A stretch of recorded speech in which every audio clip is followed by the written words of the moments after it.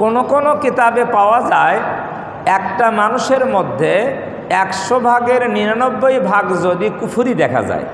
কি দেখা যায়? কুফরি মানে কি? কাফেরের কাজ।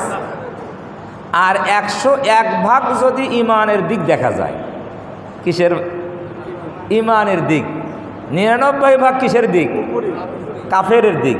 1 ভাগ ইমানের দিক।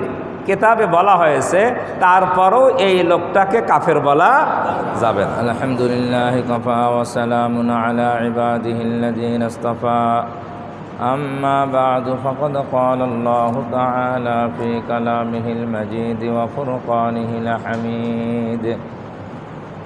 আউযু বিল্লাহি মিনাশ শাইতানির রাজীম। বিসমিল্লাহির রহমানির রহিম। ইন্নাল ইনসানা খুলিকা হালুআ ইযা মাসসাহুশ শাররু জাযুআ ওয়া ইযা মাসসাহুল খায়রু মানুআ। ওয়া ক্বালা তাআলা ويدعو الإنسان بالشر دعاءه بالخير وكان الإنسان عجولا. وقال تعالى وخلق الإنسان ضعيفا. وقال رسول الله صلى الله عليه وسلم لا طاعة لمخلوق في معصية الخالق أو كما قال عليه الصلاة والسلام. সম্মানিত মুসলিয়ান কিরাম, সমস্ত প্রশংসা আল্লাহ সুবহানাহু ওয়া তাআলার জন্য, যিনি সমস্ত ক্ষমতার মালিক, সমস্ত ক্ষমতার যিনি উৎস, সেই মহান আল্লাহ সুবহানাহু ওয়া তাআলার দরবারে কালিমাতুশ শুকর আদায় করি, সকলেই পড়ি আলহামদুলিল্লাহ। অতঃপর অসংখ্য দরুদ ও সালাম অনন্তকাল পর্যন্ত বর্ষিত হোক আমাদের প্রাণ প্রিয় রাসূল হযরত মুহাম্মদ মুস্তাফা সাল্লাল্লাহু আলাইহি ওয়াসাল্লামের উপর, যিনি সর্ব অবস্থায় আমাদের করণীয় বর্জনীয় সম্পর্কে দিক নির্দেশনা দিয়েছেন। সেই মহান রাসূলের শানে দরুদ ও সালাম পাঠ করি, সকলেই পড়ি সাল্লাল্লাহু আলাইহি ওয়াসাল্লাম। আল্লাহ সুবহানাহু ওয়া তাআলা সমস্ত সৃষ্টিকে সৃষ্টি করেছেন। আমরা বাংলায় বলি সৃষ্টি জগৎ, আরবিতে বলা হয় মাখলুক। সমস্ত মাখলুককে সৃষ্টি করেছেন আল্লাহ সুবহানাহু ওয়া তাআলা। এই সৃষ্টি অসংখ্য সৃষ্টি। কথিত আছে, আমাদের সমাজে প্রচলিত আছে 18,000 মাখলুকাত। এটা বলা হয় না? 18,000, তার মানে আল্লাহ সৃষ্টি করেছেন 18,000 সৃষ্টি, এটা তার অর্থ। কোন কিতাবে আছে যে আল্লাহর সৃষ্টি 80,000 মাখলুকাত। কত? তবে অথেন্টিক কথা হলো, সত্য কথা হলো, সঠিক কথা হলো, আল্লাহর সৃষ্টি কত এটা আল্লাহ ছাড়া কেউ জানে না। আল্লাহ ছাড়া কেউ, সৃষ্টির পরিমাণ কত এটা একমাত্র কে জানেন? আল্লাহই জানে, আমরা জানি না। এগুলা ধারণা প্রসূত কথা। 18,000, 80,000 ইত্যাদি একটা আনুমানিক ধারণা প্রসূত কথা। সঠিক কত সৃষ্টি আছে এটা একমাত্র কে জানেন? বলবেন হুজুর এই কথা আপনি কোথায় পাইলেন? কোরআন শরীফের একটা আয়াত থেকে এই কথার প্রমাণ পাওয়া যায়। এই কথা আল্লাহ সুবহানাহু ওয়া তাআলা এক আয়াতে বলেছেন, ওয়াকুল্লান নাকুসসু আলাইকা, ওয়াকুল্লান নাকুসসু আলাইকা। হে মুহাম্মদ সাল্লাল্লাহু আলাইহি ওয়াসাল্লাম, আমি অনেক নবী রাসূলদের ঘটনা আপনার কাছে বর্ণনা করেছি। তো যেই নবী রাসূলদের ঘটনা বর্ণনা আল্লাহ আমাদের নবীর কাছে করেছেন, তাহলে এটা জানা। এটা কি? এরপরে সাথে সাথে আল্লাহ বলেছেন ওয়ালাম নাকসুস আলাইকা, ওয়ালাম নাকসুস আলাইকা। অনেক নবী রাসূলের ঘটনা আপনাকে আমি জানাইনি। কথা বুঝছেন না বোঝেন নাই? এ থেকে কয়েকটা বিষয় প্রমাণিত হয়। আল্লাহ নিজেই বললেন ওয়ালাম নাকসুস আলাইক, অনেক নবী রাসূলের ঘটনা কিচ্ছা আপনাকে জানাইনি। তার যেইগুলা নবীকে জানানো হয় নাই সেগুলো আমরা কোত্থেকে জানব? জানার উপায় আছে? এই বিষয়টা ক্লিয়ার যে অনেক কিছু আমাদের নবীকেই জানানো হয় নাই, তাহলে আমরা জানবো কোত্থেকে? তাহলে অনেক কিছু আমাদের জানার কি বলেন? সব জানি না। 2 নম্বর, এখান থেকে আরেকটা কথা বোঝা যায়, আমাদের সমাজে এক শ্রেণীর মানুষ বলে নবী গায়েব জানে। নবী গায়েব বলে না? তা গায়েব মানে কি? অদৃশ্য। তাহলে গায়েবের যত অদৃশ্য যা আছে সব নবী জানে। অথচ আল্লাহ এই আয়াতে বললেন ওয়ালাম নাকসুস আলাইকা, অনেক নবী রাসূলদের ঘটনাই আপনাকে জানাইনি। গায়েব তো আরও দূরের কথা, গায়েব তো কি আরও দূরের কথা, অনেক নবী রাসূলের ঘটনাই আপনাকে জানাইনি। তাহলে নবী গায়েব জানে? এই আকীদাকে সঠিক না অশুদ্ধ?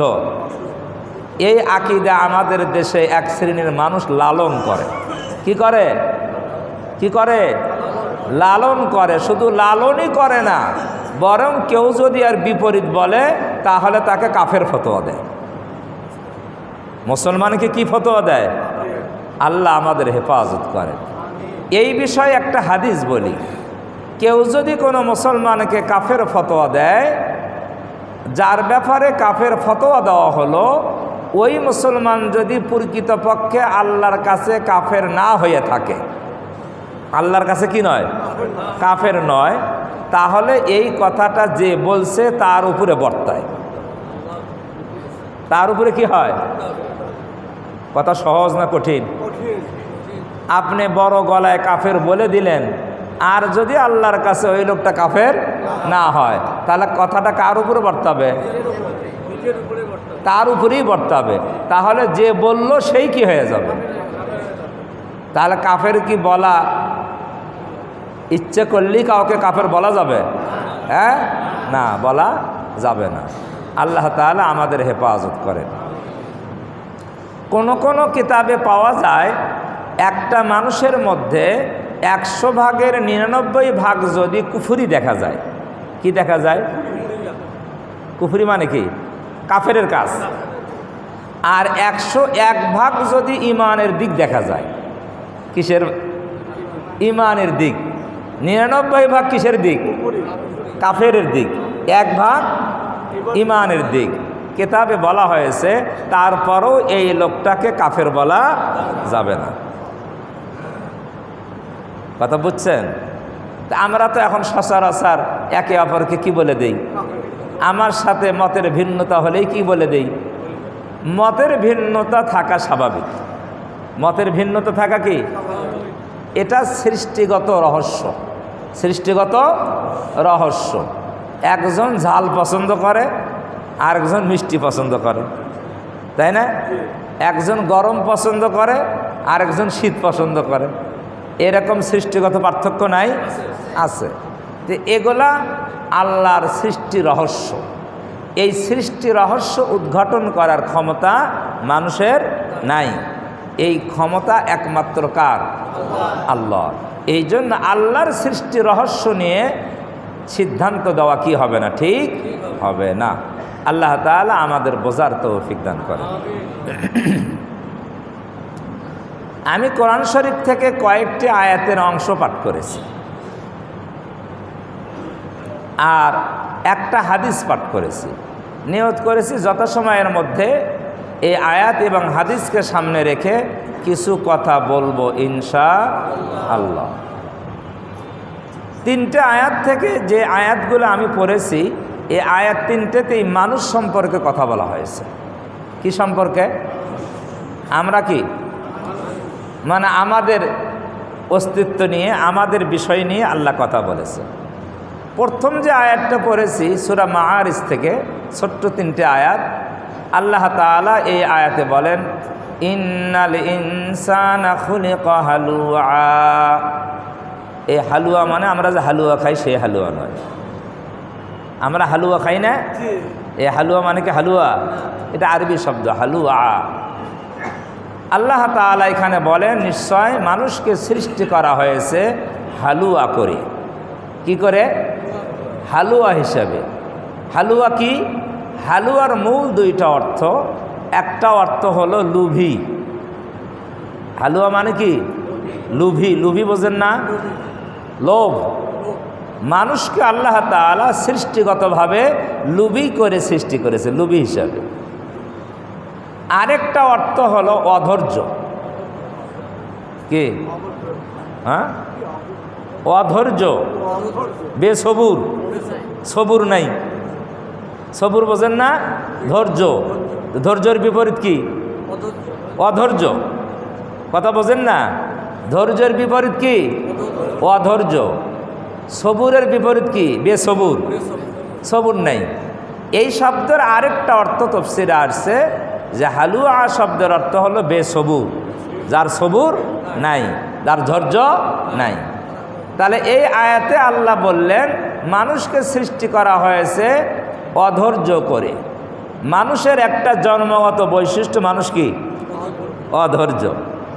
মানুষ কোনো কিছুতেই, কোনো কিছু অল্প কিছু ঘটে গেলেই কি হয়ে যায়? অধৈর্য হয়ে যায়, ধৈর্য হারা হয়ে যায়। আরেকটা মানুষের বৈশিষ্ট্য হলো মানুষ লোভী হয়। কি হয়? লোভী। মানুষের লোভ কেমন? এমন কোনো মানুষ পাওয়া যাবে না নবী রাসূল ছাড়া যাদের মধ্যে কি নেই? লোভ নাই। তবে কেউ লোভকে কন্ট্রোল করে। কি করে? নিয়ন্ত্রণ করে। লোভ থাকবেই, কারণ মানুষের জন্মের মধ্যেই লোভ এই বৈশিষ্ট্য দিয়েই সৃষ্টি করা হয়েছে। জন্মগতভাবে কি আছে? লোভ আছে। তবে এই লোভকে কি করতে হবে? নিয়ন্ত্রণ করতে হবে, সংরক্ষণ করতে হবে। শরীয়ত কোথায় কতটুকু লোভ করা যাবে, কোথায় করা যাবে না, এই লোভকে সংরক্ষণ করতে হবে। এটা আমরা অনেক সময় পারি না। একটা মানুষের টাকা আছে 10,000 কোটি। কত? এখন তার লোভ কাজ করতেছে আমি 20,000 কোটি টাকা বানাবো। এটা কিসে কাজ করে? লোভ না? লোভ। এখন এই 20,000 কোটি টাকা বানাবো, এটা কি বৈধভাবে বানাবো না অবৈধভাবে? যদি বৈধভাবে হয় তো আলহামদুলিল্লাহ, তাহলে তো সমস্যা নাই। কিন্তু যদি অবৈধভাবে বানায়, হ্যাঁ, সর্বনাশ আছে না নাই? আমাদের দেশের যত টাকা লুটপাট দুর্নীতি হয়েছে, যত টাকা লুটপাট আর দুর্নীতি হয়েছে, যেই তথ্যগুলা বের হয়ে আসতেছে, এই লুটপাট আর দুর্নীতি যারা করেছে, যাদের সহযোগিতায় করেছে, যাদেরকে ভাগ দিয়েছে, ভালো করে বোঝেন। লুটপাট করেছে যাদের হুকুমে করেছে, যাদেরকে ভাগ, নাকি ভাগ ছাড়াই লুটপাট করতে পারছে? ভাগ দেওয়া লাগবে না? আরে চুরি করলেও তো একজনকে ভাগ দেওয়া লাগে না? দেওয়া লাগে না? হ্যাঁ, ভাগ দেওয়া লাগে। তো এই যাদেরকে ভাগ দিল, যাদের আদেশে করলো, যারা লুটপাট করলো, দেশের সম্পদ বিদেশে পাচার করলো, এটা কি লোভের কারণে করছে না লোভ না থাকার কারণে করছে? হ্যাঁ, এই কথাই আল্লাহ বলছেন, ইন্নাল ইনসানা খুলিকা হালুয়া। মানুষকে সৃষ্টি করা হয়েছে লোভী করে। কি? তাহলে লোভের প্রমাণ আছে না নাই? অসংখ্য। এটা গেল বড় বড় রাঘব বলদর কথা। কাদের কথা? বড় বড় রাঘব বল বোঝেন তো? সাগরের বড় বড় বল, যারা এক মানুষ গিলে খায়, দানব। তবে এইরকম লোভ যে আমাদের মধ্যে নাই তা কিন্তু নয়। আমাদের মধ্যেও কি তাদের আছে বেশি, আমাদের কি অনেক ব্যবসায়ী ভাই আছে ওজনে কম দেয়।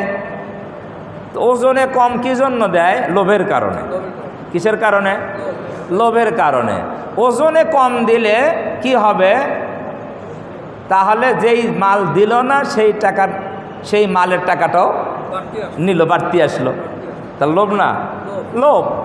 এই লোভ অধিকাংশ মানুষের মধ্যে আছে, জন্মগত সবার মধ্যে আছে। কেউ লোভকে নিয়ন্ত্রণ করে, কেউ নিয়ন্ত্রণ করতে পারে না। ইসলামের দৃষ্টিতে এই লোভটা অবৈধ লোভ, যেটা এটা হারাম। এটা কি হারাম। এই লোভের দ্বারায় নিজের তো ক্ষতি করেই, হাজারো মানুষের কি করে, ক্ষতি করে। ব্যাংকের টাকা লুটপাট, এটা কিসের কারণে হয়েছে? বিভিন্ন প্রজেক্ট, যেগুলো আমাদের দেশে অনেক প্রজেক্ট হয়েছে বিগত সরকারের আমলে, হয় নাই? মেগা মেগা প্রজেক্ট, বড় বড় প্রজেক্ট। এই প্রজেক্টগুলোর যেই কি করা হয়েছে আপনার, এটা এটা খরচ, এটা সম্পূর্ণ করতে কত টাকা লাগবে, বাজেট ধরেন একটা প্রজেক্ট করতে 50,000 কোটি টাকা লাগবে, 50,000 কোটি টাকা লাগবে। এখন এই প্রজেক্টের বাজেট পেশ করা হলো কত? 100,000 কোটি টাকা। কত বাজেট করা হলো? 100,000 কোটি টাকা। তো যতটুকু লাগবে ততটুকু তো ওখানে গেল, বাকিটা কোথায় গেল? হ্যাঁ, খালি নিজের পকেটে নয়, অনেকের পকেটে। কথা বুঝছেন না বোঝেন নাই? যাদের পকেটে দেশের সব সম্পদ যায়, জাতির ট্যাক্সের পয়সা যায়, তারা এই মানুষগুলা দেশের বন্ধু হতে পারে না। এরা দেশের বন্ধু হতে পারে? আর যেই মানুষগুলা দেশের এই অর্থনীতি ক্ষতি করলো, আমরা কিছু মানুষ আছি অন্ধভাবে তাদেরকে সমর্থন করি, অন্ধভাবে সমর্থন করি। আমি পরিষ্কার কোরআন হাদিসের আলোকে বলতে চাই, আপনি ওই দুর্নীতির টাকা একটাও খান নাই, একটা টাকাও আপনার পকেটে আসে নাই, কিন্তু যারা দুর্নীতি করলো তাদেরকে আপনি সমর্থন করার কারণে তারা যেই পরিমাণ গুনাহে গুনাহগার হলো, আপনি সমর্থন করার কারণে আপনিও সেই পরিমাণ গুনাহে গুনাহগার হলেন। আপনি মনে করেন আমি তো দুর্নীতি করি না, আমি তো খালি সমর্থন করি। কি করি? হ্যাঁ, ভালো করে বুঝবেন, অন্যায়কে সমর্থন করা আর অন্যায় করা সমান অপরাধ। দেশে শান্তি ফিরে আসবে ওই সময় যখন দেশের জনগণ অন্যায় করবে না, অন্যায় করবে না, অন্যায়ের সমর্থনও করবে না। অন্যায়ের কি করবে না? আমাদের দেশের অধিকাংশ মানুষ বিভিন্ন দলে বিভক্ত। আমি বলি অসুবিধা নাই, আপনার মন যা চায় সেই দল করেন, কিন্তু দল যখন অন্যায় সিদ্ধান্ত নেবে, দেশের ক্ষতি করবে, দুর্নীতি করবে, ওই কাজে আপনি সমর্থন করবেন না, করবেন না। যদি করেন তাহলে যারা অন্যায় করে যেই পরিমাণ গুনাহে গুনাহগার হলো, আপনি সেই সম পরিমাণ গুনাহে কি হবেন? একটা আজীব কথা বলি, আজীব বোঝেন তো? আশ্চর্য কথা, হাদিস। রাসূলুল্লাহ সাল্লাল্লাহু আলাইহি ওয়াসাল্লাম বলেন, কোনো একজন মুসলমান মুমিনকে, একজন, হাদিসের শব্দ,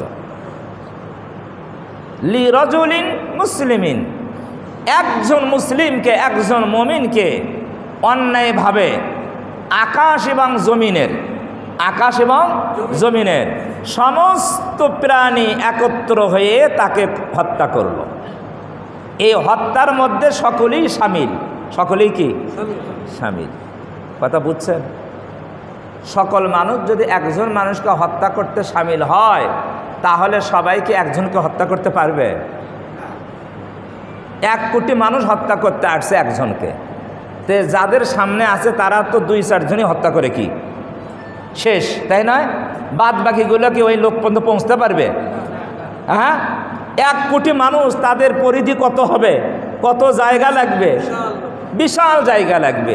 নবীজি বলেন, আকাশ এবং জমিনের সমস্ত প্রাণী মানুষ একত্র হয়ে একজন ব্যক্তিকে যদি অন্যায়ভাবে হত্যা করে, তাহলে এই অপরাধের জন্য অপরাধী কয়জন? হ্যাঁ, আল্লাহু আকবার। নবীজি বলেন, আল্লাহর কাছে এই সমস্ত মানুষগুলাকে জাহান্নামে দেওয়া সহজ। নবীজি বুঝাইতে চাচ্ছেন, আল্লাহ এই সব মানুষকেই জাহান্নামে প্রবেশ করাবেন। তাহলে এখন বলেন,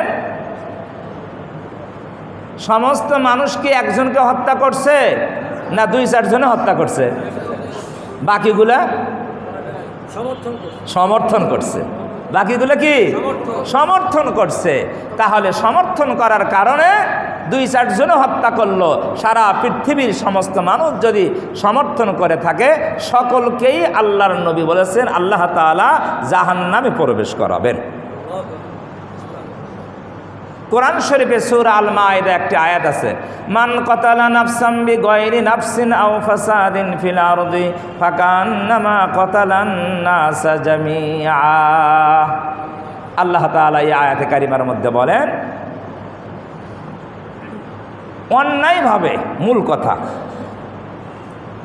মানুষের হত্যাকারী যে একজনকে হত্যা করে সে হলো হত্যাকারী, খুনি।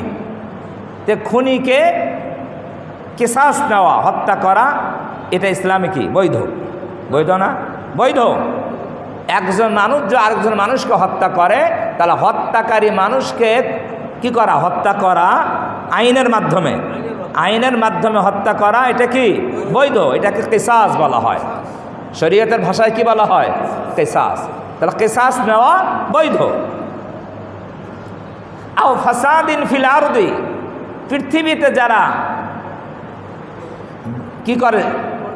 বিপর্যয় সৃষ্টি করে, ফিতনা ফাসাদ সৃষ্টি করে, মারামারি বিশৃঙ্খলা সৃষ্টি করে, ফাসাদ, তাদেরকেও ইসলামের দৃষ্টিতে হত্যা করা কি জায়েজ। এই আয়াতে 2টা কথা বলেছেন, মান কাতালা নাফসাম বিগাইরি নাফসিন আও ফাসাদিন ফিল আরদি, এই 2 ব্যক্তি বাদে, অর্থাৎ হত্যার বিনিময়ে হত্যা আর পৃথিবীতে ফাসাদ সৃষ্টি করেছে, এই 2 ব্যক্তি বাদে অন্য কোনো মানুষকে যদি অন্যায়ভাবে কি করা হয়? হত্যা করা হয়, আল্লাহ বলেন ফাকান্নামা কাতালান নাস জামিআ, সে যেন একজন মানুষকে হত্যা যে অন্যায়ভাবে করলো, সে যেন পৃথিবীর সমস্ত মানুষকে হত্যা করলো। এটা কোরআনের কথা বলছি। একজন মানুষকে হত্যা করা অন্যায়ভাবে, এটা আল্লাহ বলেন ফাকান্নামা কাতালান নাস জামিআ, সে যেন পৃথিবীর সমস্ত মানুষকে হত্যা করল। তাহলে পৃথিবীর সমস্ত মানুষকে হত্যা করলে, একজনকে হত্যা করলে কত বড় অপরাধ, তার শাস্তি হলো কিসাস, মৃত্যুদণ্ড। তো পৃথিবীর সমস্ত মানুষকে হত্যা করলে তার শাস্তি কি? কি কি বলবেন? পক্ষান্তরে আল্লাহ পরের আয়াতে বলে, পরের শব্দে, ওমান আহিয়াহা ফাকান্নামা আহিয়ান নাস জামিআ, আর যে ব্যক্তি কোনো একজন মানুষের জীবনকে রক্ষা করলো, কোনো একজন মানুষকে মৃত্যুর হাত থেকে বাঁচিয়ে দিল, আল্লাহ রাব্বুল আলামিন ওমান আহিয়াহা ফাকান্নামা আহিয়ান নাস জামিআ, সে যেন পুরা পৃথিবীর মানুষের জীবনকে রক্ষা করলো। একজন মানুষ অন্যায়ভাবে তাকে হত্যা করা হচ্ছে, আপনি দেখতেছেন, আপনার শক্তি আছে, সামর্থ্য আছে, ওই লোকটাকে বাঁচানোর সামর্থ্য আছে, শক্তি আছে, নিজে না পারলে কয়েকজনকে বলে ওই লোকটাকে বাঁচাইতে পারবেন। তাহলে একজন অন্যায়ভাবে কোনো মানুষকে যদি কেউ হত্যা করতে চায়, ওই অবস্থায় আপনি যদি তাকে বাঁচানোর চেষ্টা করে তাকে বাঁচাইতে পারেন। আমার আল্লাহ বলেন ওমান আহিয়াহা ফাকান্নামা আহিয়ান নাস জামিআ, একজন মানুষকে মৃত্যুর হাত থেকে রক্ষা করলো, সে যেন পুরা পৃথিবীর সমস্ত মানুষকে মৃত্যুর হাত থেকে রক্ষা করলো। তাহলে আমাদের যদি এরকম সামর্থ্য থাকে, ক্ষমতা থাকে, আমরা কি বলবো না ওখানে কি হয় হোক, আমার যাওয়ার দরকার নেই? আমরা তো এটাই বলি। আমাদের সামাজিক কথা তো এইটাই, ওখানে কি হয় হোক, তুমি চুপ থাকো, তোমার যাওয়ার দরকার নাই, তুমি নিরাপদ থাকো, ওখানে গিয়ে তুমি ঝামেলায় পড়ে যাবা। এই কথাই কিন্তু আমাদের সমাজে একেবারেই প্রচলিত হয়ে গিয়েছে। এই কথা আল্লাহর কোরআন সমর্থন করে না। মানুষ যদি এই বৈশিষ্ট্যে বৈশিষ্ট্যবান হয়ে যায়, অন্যায় হয়েছে হইতেছে আমরা প্রতিবাদ করব না, অন্যায়ের বিরুদ্ধে কথা বলবো না, আমি ওখানে দোষী হতে যাব না, এই অভ্যাস যদি মানুষের মধ্যে গড়ে ওঠে, আল্লাহর কসম করে বলি ওই দেশে কোনোদিন ইনসাফ কায়েম হতে পারে না।